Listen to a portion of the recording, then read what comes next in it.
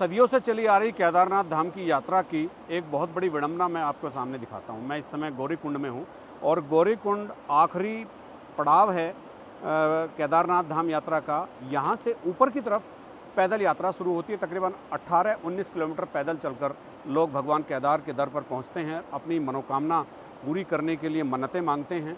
और हर साल कई लाख यात्री चारधाम यात्रा के दौरान केदारनाथ धाम जाते हैं और पूजा अर्चना करते हैं।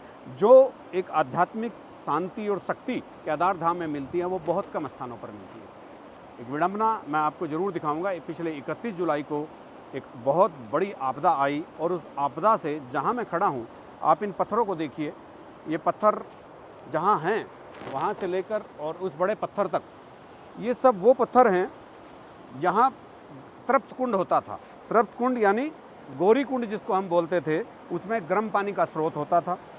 ये जो पत्थरें हैं, ये सब जहाँ मैं हूँ इस समय, ये सारा गौरी कुंड मतलब तृप्त कुंड था। यहाँ गर्म पानी निकलता था और इस गर्म पानी में सदियों से एक परंपरा चली आ रही थी। जितने भी यात्री आते थे वो इस गर्म पानी में स्नान करके केदारनाथ यात्रा में आगे बढ़ते थे, केदारनाथ धाम में दर्शन करने के लिए जाते थे। पिछली 31 जुलाई को जब आपदा यहाँ आई, उस आपदा में यहाँ सब का सब पूरा नष्ट हो गया। यहाँ गर्म पानी का बहुत बड़ा स्रोत था, लोग उसमें स्नान करते थे। लेकिन अब यहाँ गर्म पानी की स्रोत की जगह पत्थरों का ढेर है।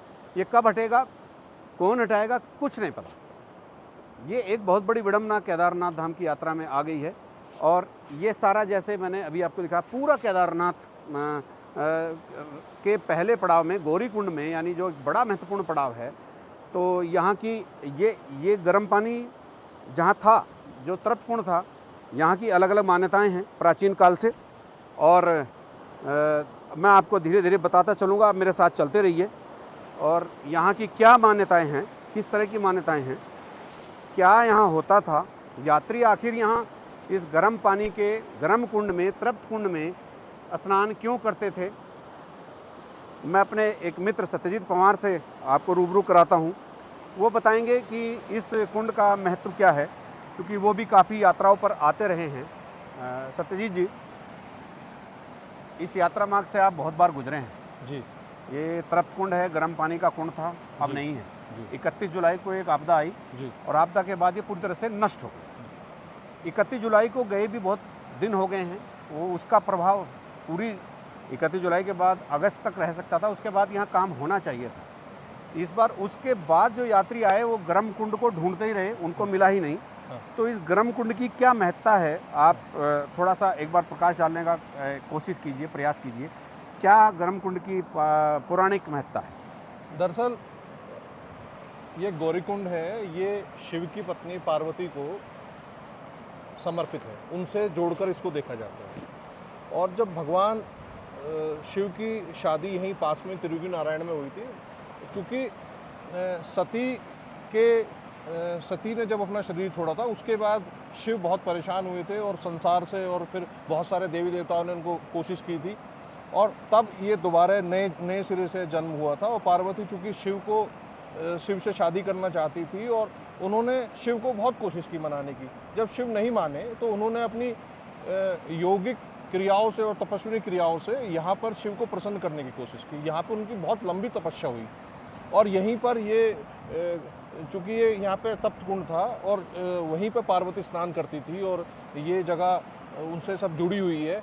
और यहाँ से चूँकि इसलिए भी इसका महत्व बहुत है। और फिर यहाँ से उन्होंने शिव को प्रसन्न किया था। जब शिव प्रसन्न हो गए थे उनसे, तो भगवान शिव ने माता पार्वती के साथ यहाँ पे पास में त्रियुगी नारायण है, वहाँ पे शादी की थी जाके। और ये गौरीकुंड तब से आज तक पौराणिक मान्यताओं में और जो किस्से कहानियों में और हमारे ग्रंथों में जो लिखा हुआ है, हिंदू देवी देवताओं, इसका बहुत महत्व है यहाँ का। और तब ये केदारनाथ, यहाँ से जो भी कोई है स्नान करके, यात्री जितने भी स्नान करके केदारनाथ की यात्रा पे आगे बढ़ते हैं। लेकिन पंवार साहब, ये पहली बार देखा होगा, हमने तो पहली बार देखा है कि गर्म पानी यहाँ था और अब पत्थरों का ढेर है यहाँ।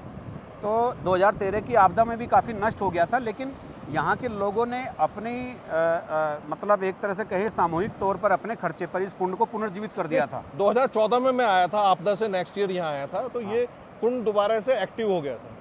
और जो इक्का दुक्का जितने भी यात्री ऊपर जा रहे थे, क्योंकि सरकार पे एक प्रेशर भी था यात्रा शुरू करने का, तो मैं भी आया था और उस वक्त स्नान करके जा रहे थे। लेकिन उसके बाद धीरे धीरे, क्योंकि सरकार ने फिर उनके क्या प्लानिंग थी, क्या चीज़ें थी, उन्होंने इसको अलग तरीके से बनाया कि यहाँ से एक पानी को इसमें अंदर लेकर जाएंगे, इसमें से मोटर चलाएंगे, मोटर से चला करके इसके अंदर स्नान होगा। मतलब ये फिजिबल नहीं था और उसमें वो चीज़ें वो थी भी नहीं। और बाद में और ये बहुत विचित्र भी था कि इधर माँ मंदाकिनी बह रही है, बहुत चिल्ड, बहुत ठंडा पानी है, और इसी के साथ ये जो कुंड बना है इधर, यहाँ ठंडा पानी मंदाकिनी का, बहुत ठंडा। यहाँ कुंड था गौरी कुंड, यहाँ बहुत गर्म पानी। तो ये एक भगवान शिव की महिमा थी। हो सकता है धरती के गर्भ में बहुत सारी चीज़ें होती हैं, और जो इनकी प्लेट्स होती हैं, कहीं गंधक होता है, कहीं कुछ होता है, जिस तरह की प्लेट होती है उसी तरह का ऊपर उत्सर्जन भी होता है। तो ये यहाँ मंदाकिनी का वेग से बहना बहुत ठंडे पानी के साथ, यहाँ बहुत गर्म पानी का होना, तो ये एक मतलब नेचुरल एक सिस्टम था, एक प्राकृतिक मैकेनिज्म था जो बना हुआ था। लोग इसको मानते भी थे। अब सवाल पवार साहब ये उठता है कि इस गर्म पानी का जो स्रोत था जी, तो गर्म पानी का जो स्रोत था, अब ये गर्म पानी तो अभी भी निकल रहा है, वो कहाँ जा रहा है? देखिए गर्म पानी जो निकल रहा है, अभी हम देख रहे थे, हम पड़ताल कर रहे थे स्थानीय लोगों के साथ में, कि वो पानी यहाँ से प्रेशर करके जो इन्होंने पुस्ता बनाया है, और वो पूरा का पूरा जो गर्म पानी है, जल है, वो मंदाकिनी में समाहित हो रहा है। मंदाकिनी में आप देखेंगे धीरे धीरे जो किनारे पे आप देखेंगे तो यहाँ पे भाप उठी हुई है, जगह जगह आप देखेंगे तो ये रेड ये पानी का कलर अलग है। एक यहाँ से ये भी है, हाँ, ये भी यहाँ गर्म पानी का स्रोत ये है। भी यहाँ पे गर्म पानी है। तो इस तरह से धीरे धीरे इसके साथ साथ ये कई सारी जगह पर, और इस दीवार में बीच में इसी तरह के स्रोत निकल रहे हैं। हाँ, निकल रहे हैं। तो इसलिए ये इनको ये खोलना बहुत जरूरी है। ये गर्म पानी का स्रोत है। मैं थोड़ा नीचे जाने की कोशिश करता हूँ और हमारे साथी कैमरामैन यहीं से कुछ दिखाने की कोशिश करेंगे।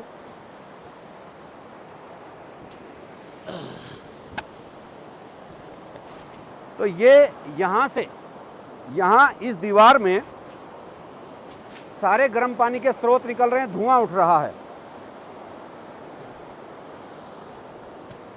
ये देखिए, उधर से उतना अच्छा नहीं दिखाई पड़ता, लेकिन ये देखिए गर्म पानी के स्रोत बाहर निकल रहे हैं।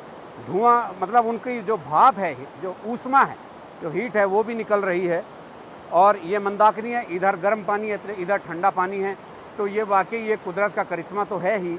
लेकिन जहाँ गर्म पानी में यात्री स्नान करते थे, नहाकर केदारनाथ की यात्रा को अपनी संपन्न करने आगे बढ़ते थे, वहाँ गर्म पानी की जगह आज भी क्या है, पत्थरों का ढेर है। महीनों बीत गए, हो सकता है सालों बीत जाएं, इसका पुराना स्वरूप कैसे लौटेगा, ये एक बड़ा प्रश्न उत्तराखंड की सरकार के सामने खड़ा हुआ है। क्योंकि केदारनाथ यात्रा केवल उत्तराखंड के लोगों की नहीं है, पूरे देश भर से यहाँ ग्रामीण, देश भर से यहाँ श्रद्धालु आते हैं।